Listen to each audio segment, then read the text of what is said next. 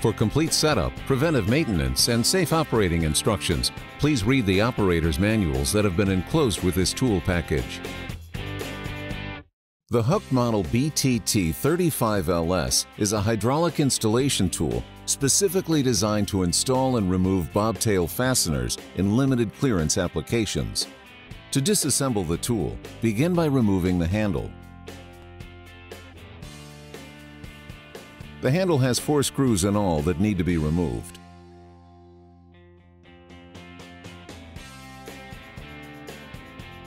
Once the screws have been removed, pull the handle off and slide it back.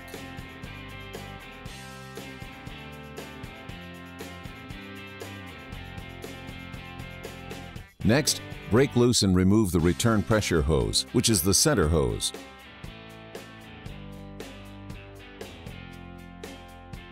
Using an Allen wrench, remove the port screw that allows oil to flow from one piston to the other. The BTT35LS features twin pistons. Now we need to remove the shroud so that you have easy access to the rear piston. First, remove the spiral lock retaining ring.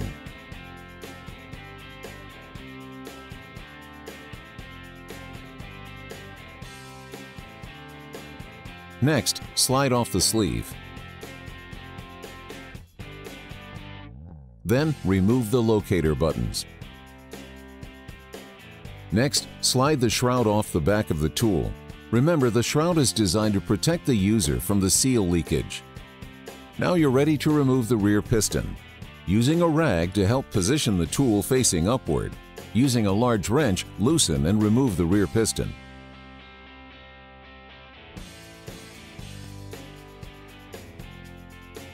Empty any oil that may be in the rear of the cylinder.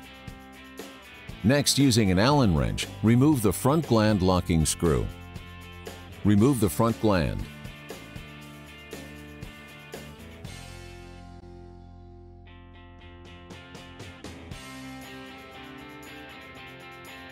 Pull the front piston out of the cylinder.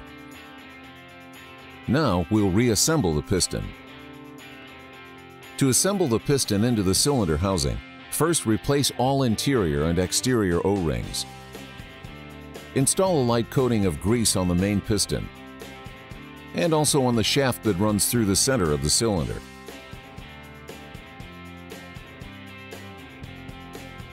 Now gently tap with a rubber or brass mallet until it bottoms out.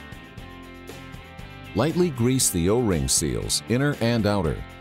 Next, turn the tool upright and begin threading in the front gland.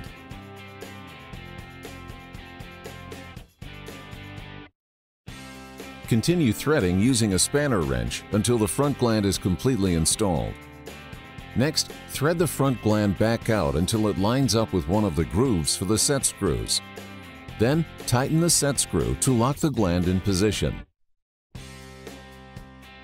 Next, we'll install the rear piston. To make installation easier, first move the rear piston to the back position. Turn it around. Apply grease to the rear piston and inner and outer seals. Turn the cylinder until the rear piston seal bottoms out. Use a rag to help position the tool. Next, use the wrench to tighten the rear piston to the front piston.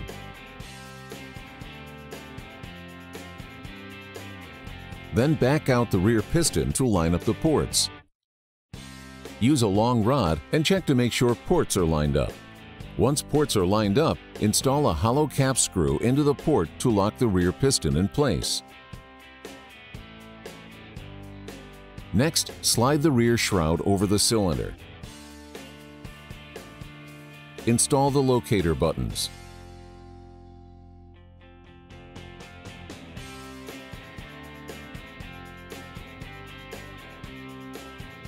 Next, slide the retaining sleeve over the shroud and locator buttons. Then install the spiral lock ring in the groove.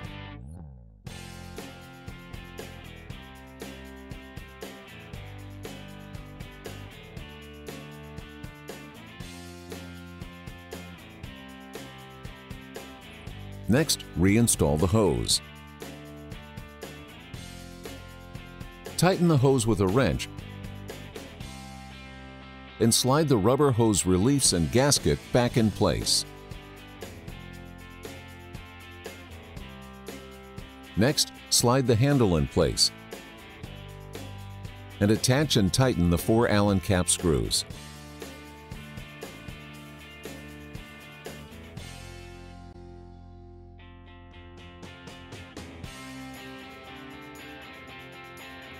Now the tool is ready to be tested. First, inspect the tool for any leaks. Start by cycling the piston a few times.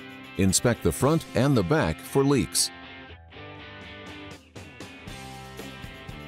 To install the nose for bobtail installation, thread the bobtail puller onto the piston until it bottoms out. Then lock it in place with 3 lock screws. Tighten the lock screws in place with an Allen wrench. Next, cycle the piston all the way back and thread on the anvil holder until it gets tight.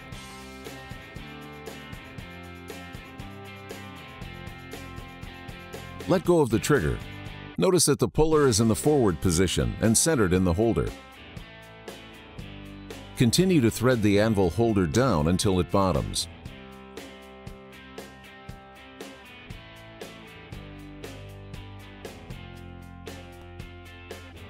Once the holder is bottomed, install the lock screw, turn the holder out, and lightly run the screw down until you find one of the grooves in the front gland. Tighten the screw into the groove. Note, you'll know you've reached the groove correctly if the lock screw is flush or below the cylinder.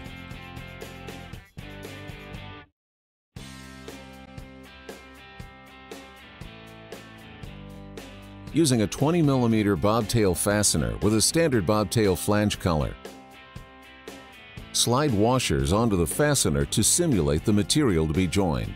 Spin the collar on.